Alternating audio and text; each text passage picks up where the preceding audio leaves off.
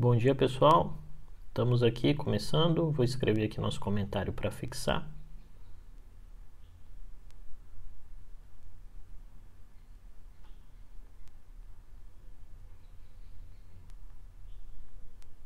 Onde?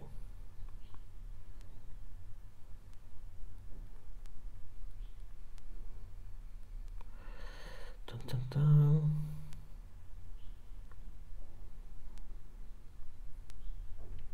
Quero agradecer quem está chegando aí, as pessoas entrando. Hoje a gente tem um tema bastante específico, acho que é direto, né? Todo mundo imaginaria que a gente ia conversar sobre isso hoje. Não tem, acho que não há muitas alternativas de diálogo além disso, né? A gente conversou um pouquinho ontem e hoje também a gente vai tocar sobre essa temática, né? Que são os desdobramentos aí desse embate que tem acontecido, ocasionado desde a saída do ex-ministro Sérgio Moro, do governo, e ontem nós tivemos a repercussão acerca do vídeo da reunião ministerial, né? E aí, hoje a gente conversa sobre isso. Antes disso, eu queria dar alguns recados, aproveitar que a turma está chegando aí, vocês que estão entrando, sejam muito, muito bem-vindos, é sempre um prazer estar aqui com vocês. E eu acho que deve ser prazeroso para vocês também estarem comigo, né? Senão vocês não estariam aqui. Queria pedir algumas coisas, né? Primeiro é que os amigos, vocês possam convidar os amigos de vocês para esse momento, essa live, sempre de segunda a sexta, sempre ao meio-dia. Tem um aviãozinho de papel aqui embaixo, é só clicar no aviãozinho de papel e encaminhar para a rapaziada. Você pode também compartilhar nos seus stories, isso é importante. Por que eu estou dizendo isso? Acabei de bater no microfone aqui. Por que eu estou dizendo isso? Porque essa é uma página de conteúdo orgânico, né? Até o presente momento eu não fui convencido concretamente, eu preciso ir num barbeiro, né? Eu não fui convencido concretamente de que valeria a pena impulsionar, né? Acho que é uma questão de crença, então não estou fazendo isso ainda não. Então convido você a convidar seus amigos, falar da gente, espalhar esse nosso diálogo aqui por essa rede do senhor Zuckerberg, que é tão agressiva, né, com quem não impulsiona conteúdo. Quero agradecer as pessoas que estão chegando. Bom dia, Pamela, tudo bem? Tô tentando dar tchauzinho para a rapaziada, gente me dando tchauzinho aí, obrigado, sejam bem-vindos, todos muito bem-vindos. Eu quero dar boas-vindas para o maior número de pessoas possível. Então, assim, se você puder encaminhar para um amigo, falar com a mamãe, o papai, a vovó, a titia, né, para seguir a gente aqui, todos eles serão muito bem-vindos, né? E efetivamente a gente vai conversar com todo mundo sempre que possível, né? A ideia aqui é fazer um diálogo legal sobre análise de conjuntura, sobre esses elementos, e aí depois a live feita aqui fica no Stories por 24 horas, e se você não conseguir assistir no Stories, elas estão todas listadas no meu canal do YouTube, Creomar de Souza. Você entra lá, tá listadinho, você pode assistir cada uma delas. A gente tem um compromisso grande com transparência, então nada é editado, tá? Todas as falhas de produção estão lá, todas as gaguejadas, alguma pergunta respondida, alguma pergunta não respondida, tá tudo lá. Então vocês são sempre muito bem-vindos para fazer esse diálogo com a gente, tá? A partir disto, eu queria então deixar mais uma vez aberto aqui e informar, se é a sua primeira vez nesse nosso diálogo, seja bem-vindo. Esse é um espaço de análise de conjuntura, o exercício aqui é fazer análise, o exercício não é levantar militância ou chapéu para político A ou B, é só a gente tentar entender o que está acontecendo, né? E, como de tédio ninguém morre falando de política no Brasil, hoje a gente tem um tópico específico para falar, que é o desdobramento daquilo que nós vimos ontem, né? Não sei se vocês não viram, se você chegou de Marte hoje, essa é uma dica importante. Deixa eu te explicar o que está acontecendo rapidinho, tá? Ou se você veio da Lua e tal. O Brasil está em um processo de bastante ebulição política, né?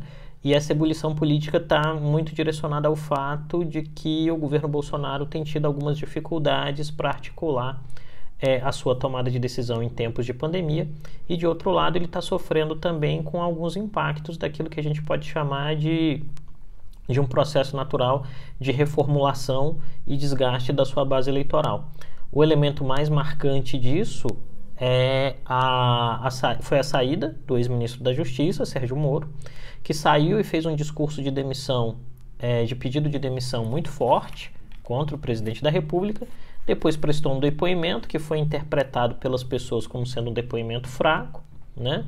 E o primeiro resultado fundamental desse depoimento é que ele apontou um vídeo em uma reunião em que ele teria sido constrangido em termos de pressão pelo presidente Bolsonaro para que o presidente Bolsonaro pudesse interferir no trabalho da Polícia Federal no estado do Rio de Janeiro, né? E ele disse que isso estava gravado em uma reunião ministerial que ocorreu no dia 22 de abril, né? Ontem o vídeo chegou nas mãos do Supremo Tribunal Federal, chegou nas mãos dos investigadores e o vídeo foi assistido. E como a gente está falando de Brasil pós-Lava Jato, as informações começam a circular muito rapidamente. E na circulação das informações sobre o vídeo, o que surgiu de maneira muito forte? Primeiro, o fato de que o presidente usa uma expressão que ele não diz Polícia Federal, mas ele usa segurança. E na versão do Moro, isso é falado direcionado para o Moro. Na versão do general Augusto Heleno, isso é falado direcionado para o próprio Heleno, né? O fato fundamental é que o vídeo traz uma série de complicações. E aí aqui, eu nem vou falar especificamente do elemento Polícia Federal, não. Eu vou falar dos outros elementos que estão vinculados a isso, né? E outros elementos que estão vinculados a isso, por quê? Porque a gente tem ali expressões de alguns ministros do governo que são bastante agressivas contra outros representantes, sejam eles governadores, ministros, representantes do STF, e é isso que eu quero abordar com vocês. Esse panorama maior, que significa dizer o quê? Basicamente, nós temos uma reunião do Ministério do Bolsonaro. Essa reunião foi interpretada pela Justiça como necessária para ser vista. Antes desse vídeo ser enviado para a Justiça, possivelmente o Palácio do Planalto e seus ministros mais próximos assistiram o vídeo todinho para ver se tinha algo que podia ser marcado como prova, né? O fato fundamental é que o vídeo por si gera um novo tipo de alimento para esse processo de bastante desgaste político que nós encontramos, e mais do que isso, de disputa por popularidade dentro daquilo que seria o eleitor conservador brasileiro. O que eu estou querendo dizer? O Brasil entrou na pandemia dividido em três, né? Tinha uma galera que não gostava do Bolsonaro de jeito nenhum e nunca votará nele. Tinha uma galera que não tinha opinião formada, né, indeciso, e tem uma galera que vai com o Bolsonaro até o fim. E isso era mais ou menos 30-30-30, tá? E esses cortes de 1/3, né, e aí a gente, por exemplo, eu cansei de falar isso, né, o Brasil estava dividido em três hastes, né, do ponto de vista eleitoral. Esses cortes em 3/3 do eleitorado faziam com que, de um lado, o Bolsonaro tivesse sempre uma margem de 30% de apoio popular, independentemente do que ele faz, uma margem de 30% de rejeição, e aí você disputa o coração dos indecisos no horário eleitoral, né? no período das eleições. A ideia do Bolsonaro é que ele conseguiria ter esses indecisos a partir de duas variáveis, né? A primeira era dizer que o PT foi uma tragédia, porque o PT basicamente teria, na hipótese deles, os votos desses outros 30%, e entregar pacotes de reforma econômica que dessem crescimento e estabilidade no médio e longo prazo, né, para que aí essa pessoa votasse, esses 30% indecisos votassem pragmaticamente no Bolsonaro. O que está acontecendo? E esse é um fenômeno que eu acho que vale muito a pena prestar atenção, né, desde que a pandemia tem se agravado, né, concretamente. O número de indecisos tem diminuído, tá? E aí, à medida que eles têm diminuído, eles têm migrado para esse grupo que acha o governo péssimo ruim. Ainda não dá para dizer que achar o governo péssimo ruim significa não votar em Bolsonaro. Essa é a minha opinião, tá? Eu acho que é precoce fazer esse tipo de avaliação. Mas o fato é que, à medida que a rejeição do presidente cresce, ele tem a dificuldade de poder conquistar esse grupamento que é indeciso e ele fica cada vez mais preso nesses 30% que são os eleitores dele. Nesse sentido, o panorama político e eleitoral que começou a se configurar, e aqui eu estou citando a pesquisa da CNT que saiu ontem, né? Confederação Nacional do Transporte. No Twitter, o Bruno Carrasa fez um excelente fio analisando essa pesquisa. Você pode ir lá e olhar, né? O que a gente tem aí como elemento fundamental, como marcador muito forte nesse processo? O fato de que o presidente, obviamente, vai ter que falar cada vez mais para essa turma que só o apoia, né? E à medida que ele fala só para essa turma que vota nele de todo jeito, ele está fazendo um discurso para convertido. E esse discurso para convertido tem um ponto fundamental. Esses convertidos votaram no presidente porque acreditaram nele no sentido de que ele era uma renovação política e de que ele não tinha nenhum tipo de elemento que contaminasse a si mesmo do ponto de vista moral.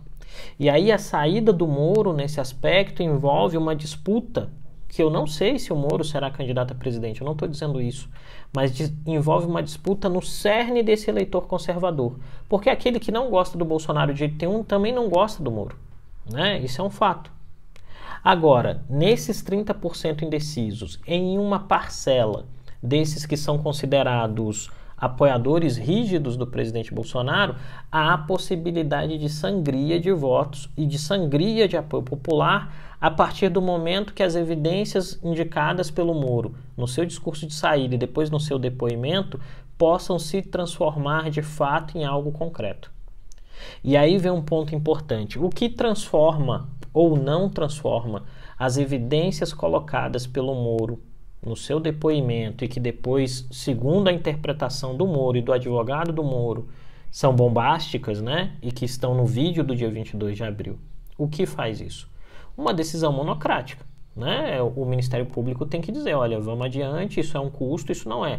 E aí a gente volta lá na ideia que a gente tem dito todos os dias aqui, de que qualquer processo que envolva uma eventual contestação da capacidade do presidente Bolsonaro de fato liderar o país é um processo político, não é meramente jurídico. E por que eu estou dizendo isso? Porque esse é um país dividido, né? O Brasil está polarizado, isso é um fato. O nosso exercício aqui é tentar diminuir essa polarização, fazendo com que essa mensagem de diálogo alcance o maior número de pessoas possível. Qual é o problema? O envolvimento emocional que a mensagem política traz. Então, para vocês terem uma ideia aqui do que eu estou falando, significa dizer que os vídeos que eu faço, eu considero que eu tenho feito um esforço para ser o mais equilibrado e analítico possível. Isso não impede que pessoas entrem no meu Instagram, nas minhas redes, para me xingarem, porque elas estão emocionalmente envolvidas, né? E eu respeito isso. O que eu faço é bloquear e apagar a mensagem, porque eu não estou aqui para isso. Mas, de fato, nós temos que, nesse ambiente de muita emoção, a mesma emoção que garante hoje, né, o apoio de 30% do eleitorado ao presidente Bolsonaro, pode fazer com que essa reversão de emoções vire uma onda contrária a ele. E por isso que a gente coloca aqui no nosso título de hoje, né? Moro versus Bolsonaro, round 3. Quantos mais virão? Para que a gente consiga pensar um pouquinho, e esse é um convite para você que está assistindo a live, e daqui a pouco a gente passa para as perguntas, né? Para que a gente consiga pensar e entender um pouquinho quais são os desafios que estão se colocando para nós como brasileiros e para o governo como uma entidade que tem que manter um determinado tipo de popularidade. E aí eu recordo, né, com cada um de vocês, pelo menos com aqueles que estavam aqui ontem na nossa live, se você não estava, vale a pena dar uma olhadinha no YouTube.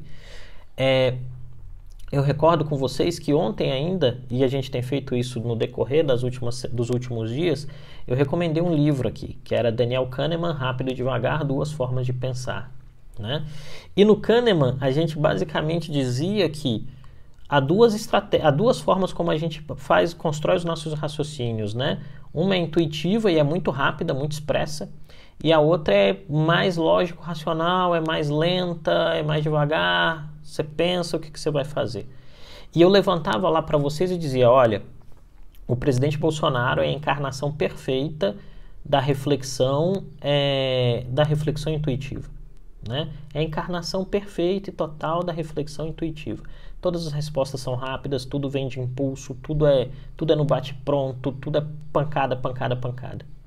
O Moro, de outro lado, é a expressão de uma reflexão lógico-objetiva. Isso quer dizer, eu sou frio, eu não vou me envolver emocionalmente com a questão. À medida que eu não me envolvo emocionalmente com a questão, eu tenho uma estratégia desenhada e eu vou deixar a estratégia se desdobrar, né? E o que nós estamos vendo hoje com o terremoto que resultou, né, nas primeiras reflexões ou nas primeiras falas sobre o vídeo divulgado da reunião de 22 de abril e os desdobramentos posteriores daí, não só para o presidente Bolsonaro, mas para outros ministros, tá? Vamos lembrar o seguinte: segundo as informações, isso é uma suposição, segundo informações, alguns ministros fazem falas bastante agressivas em relação a outros entes da República.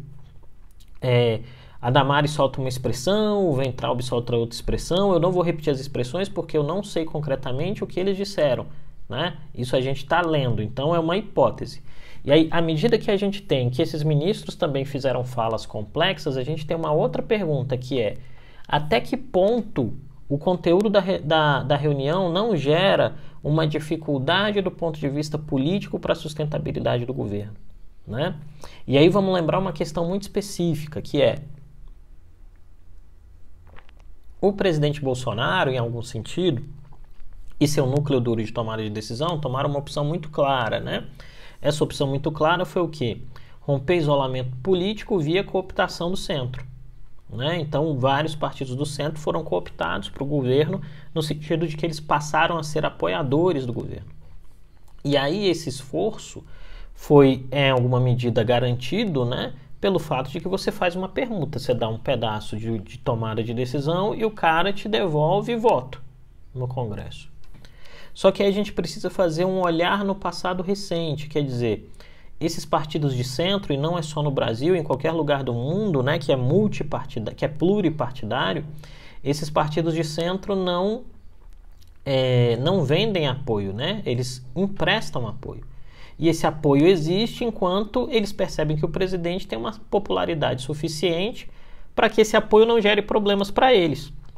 Então, quando a gente está falando do que envolve toda essa celeuma, toda essa confusão entre Sérgio Moro, que foi juiz e que foi ministro da Justiça, e o presidente Bolsonaro, a gente está falando basicamente em termos de ponto futuro, nos custos que as ações do Moro, a partir do momento que ele decidiu pedir demissão, geram em algum sentido dano à imagem do presidente e sangram a imagem do presidente em termos de apoio popular, né? Porque a medida, entendam a relação, quanto mais o presidente sangra em apoio popular, mais instável o governo fica. Quanto mais instável o governo fica, maior é o risco de ações do Legislativo, ou do Judiciário, ou do Ministério Público, no sentido de dizer, olha, o governo atrapalha mais do que ajuda, e se o governo atrapalha mais do que ajuda, está na hora da gente fazer alguma coisa. E aí nós temos dois cenários, né, fazendo essa retrospectiva, essa reflexão de passado recente, nós temos dois cenários possíveis. Um é aquilo que aconteceu com a presidente Dilma Rousseff, em que o apoio popular dela foi sangrando, chegou um momento, depois de 1 ano e pouco, que o Congresso avançou o processo de impeachment, né? Muito pela gestão do Eduardo Cunha, que segurava, amarrava, tinha um regimento embaixo do braço, fazia o jogo, sangrou o governo e tal. E a outra situação em passado recente é aquilo que acontece com o Michel Temer, né? Durante aquilo que se chama de Joesley Day, né? Que é o dia em que surge a denúncia via Lauro Jardim do Globo de que o presidente Michel Temer havia recebido na residência oficial o Joesley Batista, um dos donos da JBS, para uma conversa que não seria republicana. E aí explode áudio, acontece um monte de coisa, mas o governo sobrevive, né? O governo sobrevive, mas sobrevive pagando um pedágio muito alto aos partidos de centro. Significa dizer o quê? O governo Temer perde a capacidade de operacionalmente fazer governança, né? As pautas do governo se tornam pautas subordinadas aos interesses desse grupamento do centro no Congresso. Essas são as duas hipóteses principais. E por que eu não estou trabalhando com uma terceira hipótese, que seria dizer não vai mudar nada na lógica do governo? Porque, de fato, alguma coisa muda. Tá? Alguma coisa vai mudar. Em termos de reflexão, de espaço e ambiente democrático, alguma coisa de fato muda, gente. E aí, efetivamente, o que a gente precisa saber é se o nível de mudança ou se o impacto de mudança efetivamente gera um aumento do risco político sobre o próprio governo, e aí quando a gente está falando de risco político é a capacidade do governo de ser governo, que colocaria o presidente em xeque. Né? Lembrando, nesse processo aí é importante, né? Porque quando as pessoas falam, as instituições, gente, as instituições são as pessoas que estão nas cadeiras.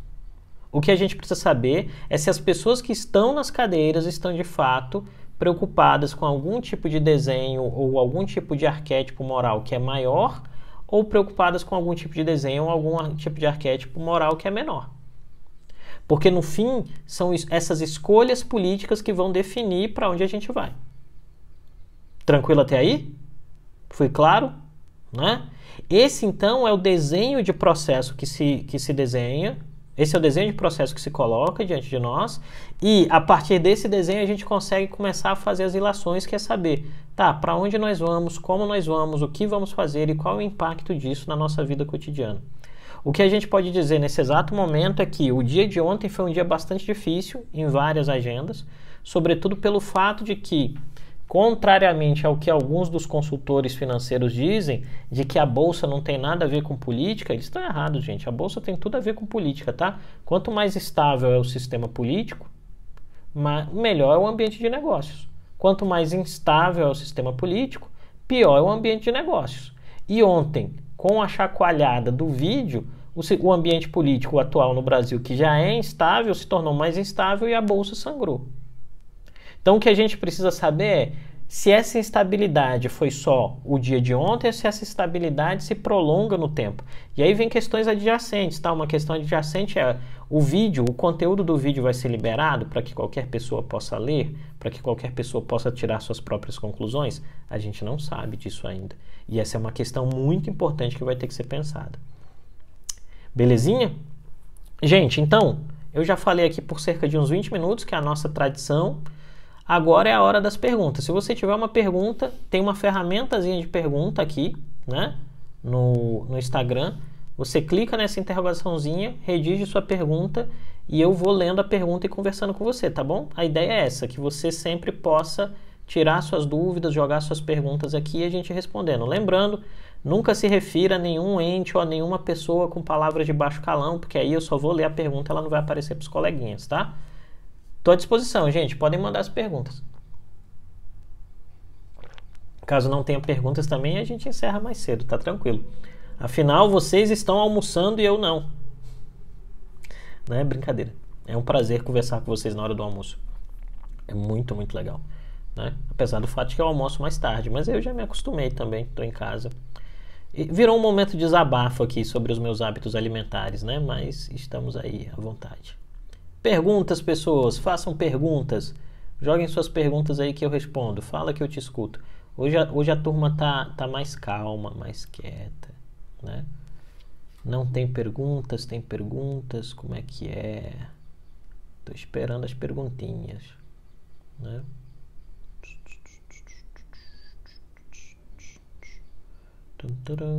Pergunta, pergunta, pergunta. Pergunta, rapaziada. Será que esse troço tá offline e não tem pergunta? Vocês estão me vendo, né? Estão me entendendo? Todos almoçando mais tarde. É isso aí, Sabrina. Temos uma primeira pergunta, né? Pergunta da Priscila. A base de apoio do presidente desidrata muito lentamente. O que pode agilizar esse processo? Priscila, eu vi que você perguntou. Obrigado. Eu creio que o que pode agilizar o processo é o surgimento de alguma coisa que seja irrefutável, né? Eu creio que efetivamente o que acelera o processo, e aí tem uma coisa interessante, né? Até essa demissão do Moro, o pedido de demissão do Moro, a ideia dos 3/3 funcionava bem.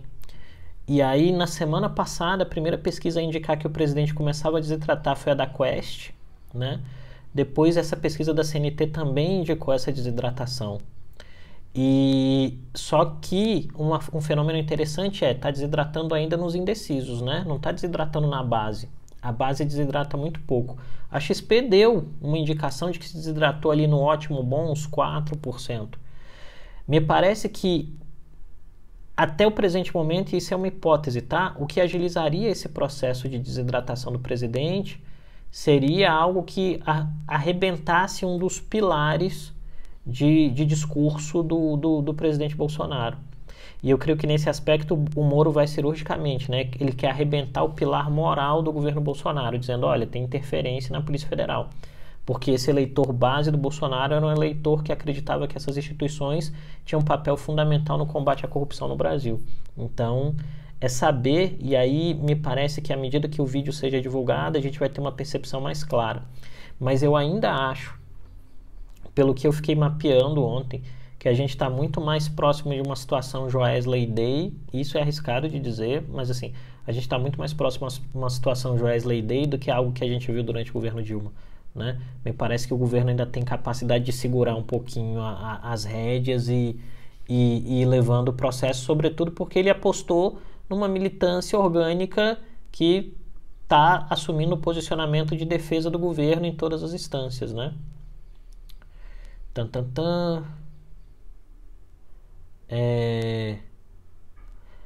Vamos aqui, mais uma. Obrigado, Priscila. Eu vi uns comentários aí, essa questão do exame de saúde é bem séria, viu? Acho que ela vai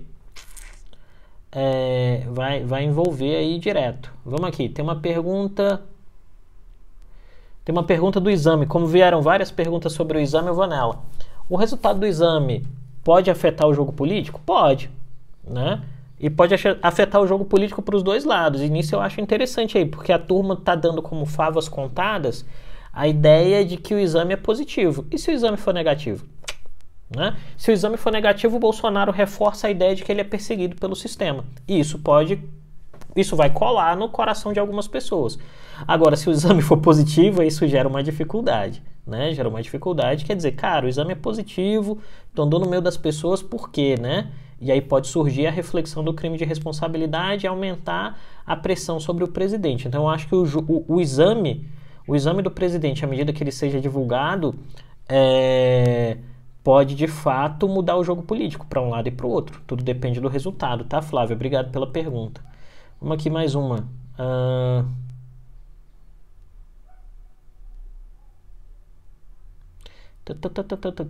Vamos aqui primeiro. O Brasil irá chegar em primeiro lugar em número de óbitos. Uau! Sabrina, eu não sei se o Brasil vai chegar no primeiro lugar em número de óbitos não, tá? Da Covid-19, mas me parece que a gente está fazendo um trabalho muito, muito bem feito para ser um destaque negativo em termos da pandemia, né? Basta olhar nas ruas, as pessoas não respeitam isolamento social. Eu fui ao mercado agora de manhã fazer compras para minha mãe e o cara tava com uma máscara no queixo, né? Eu vi umas 10 pessoas com máscara no queixo ou com a máscara assim, ó, tipo bandido, né? Não tampa o nariz, e máscara que não tampa o nariz não protege ninguém. Então eu acho que a gente está fazendo um bom trabalho como sociedade, para além do governo, para que as coisas deem muito errado, né? E isso me preocupa um pouco, mas eu não sei dizer se a gente vai ser o novo epicentro da Covid, não, né? Essa pergunta é excelente, Pamela. Trabalho bem feito, formato negativo, Sabrina, isso aí. As denúncias do Moro podem vir a prejudicar ele mesmo por não ter denunciado antes? Esse é um ponto. Me parece que o Moro fez uma estratégia muito bem recortadinha de dizer, olha, eu não prevariquei. Aqui o ponto específico é esse aqui. E ele faz um recorte no tempo e ele diz a reunião para que ele se livre do problema, né? E aí a gente tem que levar em consideração o fato de que o Moro é um juiz foi um juiz muito experiente, né? 22 anos de juiz federal, o cara não é bobo. Então ele fez um recorte para dizer, ó, o cara fez isso aqui, né? Mas aí a gente não sabe o que vai levar, né? Não sei o que vai ver. Tem um comentário aqui, acho difícil ultrapassar o número dos Estados Unidos. Eu não sei se vai passar ou não, eu espero que não, eu espero que a gente não passe ninguém, eu queria estar em último lugar nessa corrida, só para deixar claro. Mas eu não tenho subsídios para responder. Vamos aqui, uma off topic, né? Que expressão chique. O que acha do prefeito de Manaus pedindo ajuda internacional? Então, Fabrício, eu acho que ele está desesperado. Deu uma entrevista sobre isso para uma rádio, né? Falando sobre isso, ele pediu ajuda do Sistema ONU, do G20, do G7, da Greta Thunberg, pediu ajuda de todo mundo, porque ele está desesperado. A cidade entrou em colapso e ele sente que não recebe ajuda suficiente do governo federal, né? E aí ele foi pedir ajuda para Deus e o mundo. É um jeito de se livrar de parte do problema, né? E é um jeito de dizer, olha, eu estou tentando fazer algo porque eu não tenho os recursos para fazer, né? Eu acho isso, assim. Achei legal essa pergunta. Gente, alguém fez um comentário ali que passou e eu não consegui ver. Usa a ferramentazinha de perguntas aí que eu consigo chegar, tá bom? Muito legal essa pergunta, Thaís. Eu não sei se é Thaís ou se é Thaís, mas enfim, perdão se eu errar seu nome, eu acho que é Thaís, né? O Supremo tem permissão para divulgar o material da reunião? Está na mão do ministro, né? É uma decisão monocrática, esse é um ponto importante. Não vai para plenário, até onde a gente saiba. É uma decisão monocrática, são duas decisões monocráticas. O ministro pode divulgar o vídeo se quiser e o PGR pode avançar com a investigação se quiser. São duas decisões monocráticas. E aí, nesse aspecto, eu acho que tem um ponto importantíssimo, que é a definição de até onde vai a instituição e até onde vai a escolha pessoal do indivíduo. E a gente está num processo que a escolha pessoal do indivíduo é importante. Outro elemento importante também, os exames vão ser entregues para o ministro Lewandowski, né? Ele pode divulgar? Pode. Ele vai? Ninguém sabe. Entende? Esse é um ponto importante. Vamos lá, mais uma. Tá. Como a política impacta diretamente na Bolsa, na sua opinião? A tendência até 2021 será só de alta? Cara, eu não acho que tem uma tendência de alta não no horizonte. Eu acho que a tendência é de oscilação. A gente está num processo complicado. Eu creio que tem uma relação entre Bolsa e estabilidade política, tá? Eu não estou falando uma relação entre Bolsa e democracia. Estou falando uma relação entre Bolsa e estabilidade política. Quanto mais estável é o processo político institucional e quanto mais transparente é a decisão, melhor é o ambiente de negócios, porque você não vai ser surpreendido com um imposto novo. Então, sobe. Quanto mais instável é o processo de tomada de decisão, maior é o risco de você ser surpreendido por uma decisão política ruim, tipo aumento de impostos. Então, a Bolsa oscila, né? É isso que a gente está vivendo hoje, tá? Vamos lá, mais uma. Maria Bia, que bom ter você por aqui, querida. Professor, qual seria o possível impacto para o governo caso um dos filhos do Bolsonaro fosse preso? Uau, eu acho que o impacto é grave, né? Sobretudo na narrativa. Só que aí, vamos lembrar o seguinte, o Bolsonaro tem sido muito eficaz em construir narrativas, né? E não me surpreenderia, por exemplo, se caso um dos filhos dele fosse preso, isso é hipotético, tá? Caso um dos filhos do Bolsonaro fosse preso, ele podia dizer, certamente ele diria que é um processo de perseguição política para impedi-lo de transformar o país e que estão perseguindo a família dele, e isso reforçaria as justificativas que ele tem dado até agora. Inclusive na fala, né, do vídeo do dia 22 de abril, ele fala de maneira muito expressa sobre o fato de que ele teme pela família, e é uma fala vaga. A fala é vaga, cada um vai ter... Esse é o interessante de um país polarizado como o Brasil. Como a fala do Bolsonaro é vaga, na hora que a gente vê o vídeo, ouvir o áudio, vai ser tipo você tá no meio de um show e falar assim, Guns N' Roses é bom, metade das pessoas vai para um lado e metade das pessoas vai para o outro. Eu não vou dizer para que lado eu vou, né? Mas tudo que está envolvendo, como o país está muito polarizado, tudo que envolve o governo nesse exato momento gera polarização. O que pode arrebentar a polarização, e eu volto numa pergunta feita lá anteriormente, o que pode arrebentar a polarização é algum fato irrefutável, algum fato que não dê escape narrativo. Se você não tiver escape narrativo, acabou. Aí acabou, né? E até o presente momento o presidente tem conseguido escapes narrativos, né? Esse é um ponto importante.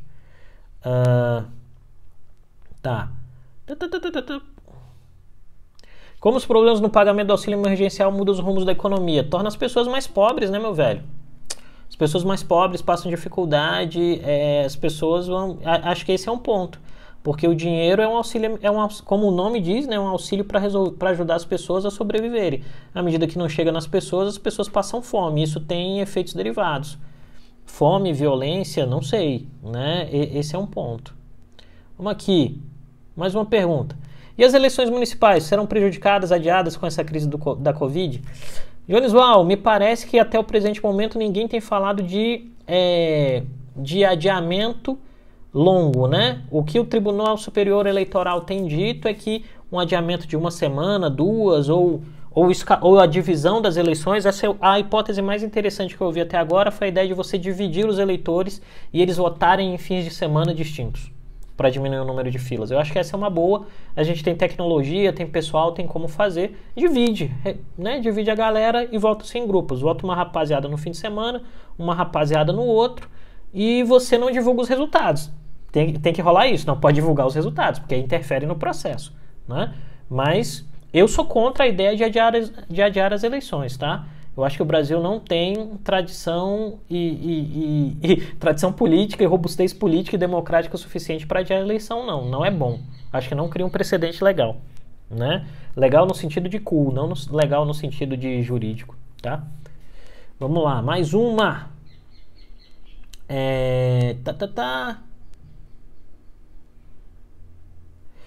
Essa é a pergunta de $1 milhão, pessoal da Defensoria por Paixão. Eu já falei pra vocês, Defensoria por Paixão, que eu adoro o nome que vocês colocaram no Instagram. Cara, eu adoro esse nome. Primeiro que eu acho o trabalho da Defensoria muito legal. Vou abrir aqui um caos rapidão. Eu sou filho de pais divorciados, né? Meu pai saiu de casa, eu tinha 5 meses de idade e a gente sofreu muito, assim, né?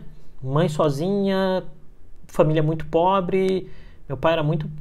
Enfim, meu pai tinha muitos problemas. E a Defensoria Pública ajudou a gente muitas vezes, viu? Então quero agradecer a todos os profissionais de Defensoria. Beijo. Agora voltando. Se confirmarem esse vídeo do Bolsonaro, o Moro teria força política para ser candidato a presidente? É a pergunta de $1 milhão, né? Eu não posso afirmar ou negar que o Moro quer ser candidato a presidente. Só ele pode dizer isso, né? Mas que de fato há uma disputa muito clara e que ele arquitetou o processo de saída do ministério para romper um pedaço do apoio populacional do Bolsonaro, isso está claro, né? Tanto que o próprio Bolsonaro disse no seu discurso de resposta ao pedido de demissão do Moro, o Bolsonaro usou a expressão: querem colocar uma cunha entre eu e o povo, né? Porque ele sabe que tinha 2 grandes pilares governamentais. Um era o Paulo Guedes na economia e o outro era o Moro do âmbito moral. Esse pilar moral caiu, ele está confiando no Guedes. Agora, eu não consigo te dizer, Defensoria, se o Moro quer ser candidato a presidente ou não, tá?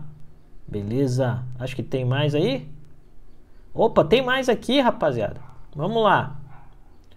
O pedágio pode chegar a ser um cargo no primeiro escalão? Acho que pode, Atanã. Acho que pode sim. Sobretudo se o número de denúncias subir a fervura e vier muita pressão popular, aí o Bolsonaro vai ter que reformular o ministério. E aí vem um ponto: se ele reformular o ministério, ele perde a militância. Se ele não reformular o ministério, ele perde o centrão. A questão é, vai chegar a esse ponto? Eu acho que a gente ainda não tá nesse ponto, tá? Mas pode chegar, tá bom? Espera aí, mais uma. Existe algum precedente na história desse embate entre o presidente e as instituições? Meu velho, eu acho que a história do Brasil é um embate é uma história de embate entre presidentes e instituições. Vamos lembrar o seguinte, vamos pegar a nova república, vamos tirar a república velha, né, que era oligárquica, era um negócio mais complicado, não votava todo mundo, mas vamos pegar de 46 para cá. Quantos presidentes eleitos terminaram seus mandatos, né? Você vai ter o Dutra, tô fazendo de memória, hein, talvez eu erre, fazer o Dutra, JK, aí tem os militares, não contam, Sarney, Fernando Henrique, Lula. 5. Cara, esse é um país de choque entre presidente e instituições, né? Quando a gente teve uma pacificação entre o presidente e as instituições de maneira muito forte, sobretudo executivo e legislativo, a gente teve um mensalão, lembra? Então é um péssimo indicativo. De fato, eu acho que as instituições devem se dar coices mesmo. Eu acho que é até saudável e natural. Porque se alguém não para, em um país com uma tradição autoritária como o Brasil, tem que rolar uns coices. Se não rolarem os coices, né, dá problema. Até o próprio Fernando Henrique Cardoso, que fez um governo relativamente bom e estável do ponto de vista institucional, teve muito problema com o legislativo, né? E uma coisa importante do governo Fernando Henrique Cardoso, que é quando nasce o processo de judicialização da política. Sempre que a oposição perdia no plenário, eles iam para a justiça. E isso foi provocando a justiça provocando, né? E em algum sentido você gerou num processo em que a justiça hoje está feliz e acostumada por participar dos processos políticos, tá? Lembrando, a pergunta está dizendo de presidentes, eu estou falando só de república, eu excluí a velha república, tá? Estou falando de 46 para cá, uma fase mais moderna, tá bom? Não entrei em século XIX. Joanisval, Sarney não foi diretamente eleito, então não são 5 não, são 4, tá? Obrigado aí pelo comentário. Sarney não foi diretamente eleito, cometi uma gafe aqui. Sarney foi eleito pelo colégio eleitoral. Obrigado, Joanisval, valeu. Eu sabia que eu podia errar alguma coisa. Acontece, todo mundo erra, gente. Vamos lá. Mais uma. Né? Foram 4. Soltei um a mais, né, Joanes? Valeu aí. Leomar, o fator econômico que vem abaixo desde 2019 não tem sido um problema para a base do Bolsonaro? Por quê? Leonardo, essa é uma pergunta excelente, cara. Eu acho que não tem sido um problema para a base do Bolsonaro porque é uma base cada vez mais emocional, né? Assim, o que eu estou querendo dizer? A base do Bolsonaro, a criação de militância orgânica, a militância orgânica é emocional, ela não é racional objetiva, entende? A escolha cognitiva é tipo, cara, é isso mesmo, é o que tem para hoje, vamos nessa e acabou. Então, por isso que eu estou dizendo, o que gera sangria é algum elemento incontestável. E a gente não tem esse elemento incontestável ainda. Porque para tudo o presidente ainda tem uma narrativa de escape, que serve para militância. Entendeu? Vamos lá. Mais uma. Você acha que esse costume de não término de mandato presidencial reforça ou prejudica a democracia? Então, é uma questão controversa e muito boa, porque, na verdade, o que a gente tem aí? De um lado, a gente pode dizer, vamos pegar o impeachment de Fernando Collor de Mello, né? É um impeachment traumático, o Collor cai porque ele não tem apoio no Congresso. E aí vem a questão lá da Fiat Elba. Outro dia eu falei Brasília e o Atanã me corrigiu. É bom ter gente que torce por você porque eles te corrigem. A Atanã me corrigiu outro dia com a Fiat Elba, o Joanisval me corrigiu hoje, lembrando que o Sarney não foi diretamente eleito. E a queda do Collor foi bastante traumática. Mas, de outro lado, a chegada do Itamar e o governo Fernando Henrique Cardoso, que foi citado em um dos comentários aí, creio que pela Flávia, foi um momento muito bom para a democracia brasileira. Então não é receita de bolo, entende? Assim... às vezes uma presidência vai ter que ser encerrada, né? Por isso que eu digo sempre aqui, o impeachment não é um processo político, não é um processo jurídico, né? O impeachment é um processo político. E aí se a conjuntura política faz com que o governo não tenha capacidade de governança, talvez seja melhor interromper o governo. Mas o que a gente percebe é que no impeachment de Collor, e aí eu não vou trabalhar com o impeachment da Dilma porque é passado recente, mexe com muitas paixões, né? E eu acho que não tem um distanciamento para ver. Mas o impeachment do Collor gerou um momento bem auspicioso para a sociedade brasileira, né? A gente avançou com estabilidade econômica, que era uma pauta terrível. O presidente Itamar Franco montou um time que conseguiu fazer o Plano Real, o Fernando Henrique deu continuidade a isso, e a gente tem estabilidade econômica até hoje, bem ou mal. Né? O preço do pão não está mudando de manhã para de tarde. E as pessoas que são mais velhas, que de repente estiverem na live aqui, vão lembrar que minha mãe, por exemplo, comprava pão no mercado e congelava na geladeira. Porque assim, você tinha que comprar o máximo de pão que você pudesse, porque o dinheiro não ia dar para comprar aquela quantidade no dia seguinte de novo. Entende? Então, normalmente minha mãe saía da faxina, que ela tinha feito, ou de roupa que ela tinha passado na casa de alguém. A gente ia no mercado, ela comprava o máximo de pão que podia, chegava em casa e a gente tocava o pão todo na geladeira. Então, assim, o impeachment do Collor nesse aspecto gerou um processo em que houve consenso político para combater a instabilidade econômica. Eu creio que a grande tragédia hoje, em complemento à sua pergunta, é o fato de que a gente não tem um consenso. A sociedade brasileira não sabe qual é a pauta mais importante, né? E isso está sendo aproveitado pelos extremos políticos, né, de cada lado. E isso é bastante ruim, porque aí você não tem uma alternativa consensual. Tá? Obrigado pela pergunta, foi excelente. Qual o peso do Aras nos próximos rounds entre Jair Bolsonaro e Moro? Nossa, eu diria que ele é o cara que vai definir a partida. Porque é uma decisão monocrática, né? É uma decisão monocrática. Eu só quero abrir um parênteses aqui, Jaqueline. Maia, arquiteta, é por isso que tua mãe congela pão até hoje. É exatamente, tua mãe congela pão até hoje por isso, tá? É memória afetiva da hiperinflação. É isso mesmo. O peso do Aras nos próximos rounds de Jair Bolsonaro e Moro é muito alto. A decisão é monocrática, cabe a ele decidir. E aí vem aquele ponto, é processo político. E se alguém virar e falar, então Aras, tu quer ser ministro do STF? Ele tá errado em dizer não? Não. Né? É um dado. Quem não quer ser promovido no próprio trabalho? Todo mundo quer. A questão é o custo da promoção. Então, assim, o papel dele é fundamental, a decisão é monocrática. Tá?